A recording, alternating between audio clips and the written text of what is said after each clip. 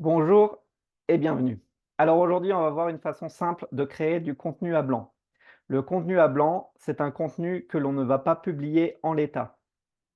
Cela peut être par exemple une note de journal intime, mais aussi une sorte de brouillon que l'on va retravailler ensuite pour l'enrichir ou l'intégrer dans un contenu plus large.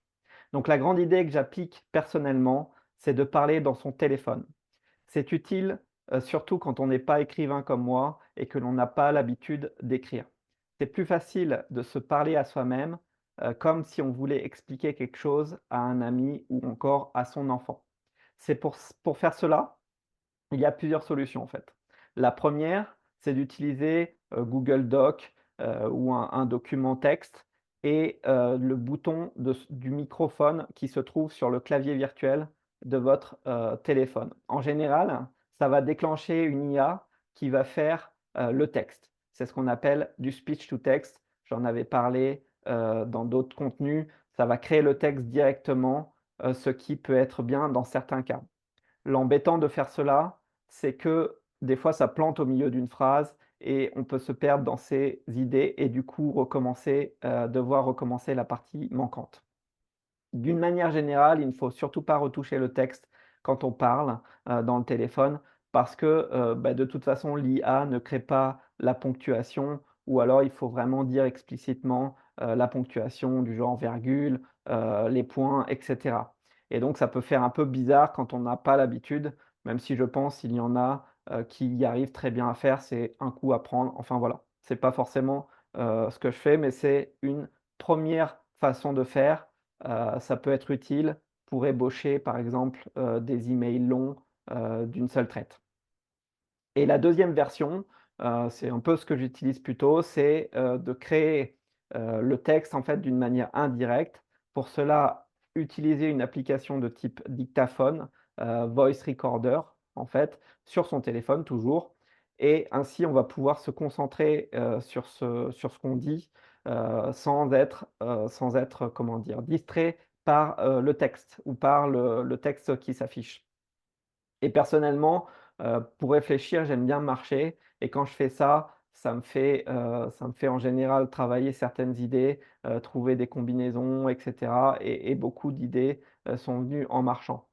Par exemple, une anecdote, quand je travaillais à Toulouse, entre mon client qui était Airbus, hein, à Toulouse, il y a que l'aéronautique quasiment, surtout quand on est ingénieur et moi j'étais un sous-traitant. Il y avait un parking à traverser, le parking principal de Saint-Martin-du-Touche pour les connaisseurs et puis le parking, ce qu'on appelait le parking Goodrich qui longe les pistes et sur lequel beaucoup de passionnés à l'époque venaient prendre des photos. Je ne sais pas si ça se fait encore, j'ai quitté Toulouse depuis, plusieurs années maintenant. Et de faire ça, ça me permettait de trouver des idées, sur des problèmes que j'avais, de codage, et cetera, à l'époque et de résoudre en fait le problème de faire un nouveau test et cetera.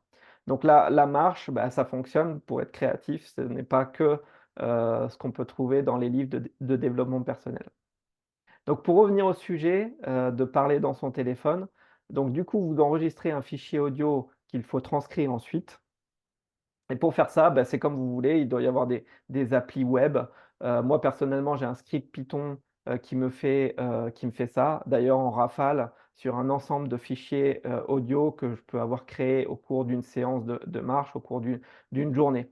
Donc du coup, ça me crée un premier jet. OK, pas parfait, loin de là, mais ça va permettre de réfléchir, de l'enrichir pour arriver à un texte un peu plus détaillé avec appel à l'action, introduction, enfin ce que vous voulez retoucher en fait. Donc une fois que vous avez fait ça, eh bien, le plus simple, c'est de répéter ce process. Bon après, ça peut être un peu déroutant au début de refaire le contenu, quand on a l'habitude, peut-être c'est votre cas, d'écrire vos emails d'une seule traite. On écrit le texte, en général, on y pense, on le relit et on envoie.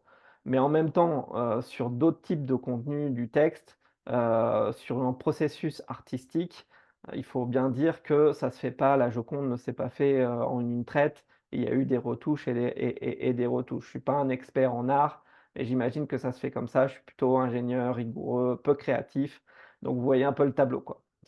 Donc si vous voulez essayer de mettre un peu de processus, dans la création pour que cela vienne régulièrement, pour en faire régulièrement, comme ce que j'essaye de faire, par cette série de vidéos, que vous pouvez observer, sur YouTube. Eh bien, commencer par du contenu, brut de coffre qui contient plein d'erreurs et d'hésitations, mais au moins ça vient du cœur. Et ensuite, ce texte-là, bien sûr, il faut le détourer comme un diamant qu'on polit. Donc pour finir et arriver à un contenu publiable, il suffira de lire le texte, de le relire pour en faire un podcast chez soi ou alors de refaire une marche, mais cette fois-ci dans un lieu plus calme, comme je le fais là, maintenant, avec le plan ou le script, dans une autre main pour pouvoir s'y référer. Donc voilà mon process, en tout cas les idées, enfin ce que j'ai mis en place, depuis, plusieurs semaines, plusieurs mois. Si cela vous a plu, vous pouvez vous abonner pour, bien sûr, être au courant, être notifié de prochaines vidéos. Je vous souhaite une bonne journée, excellente journée même. Merci de m'avoir suivi jusque là et à bientôt.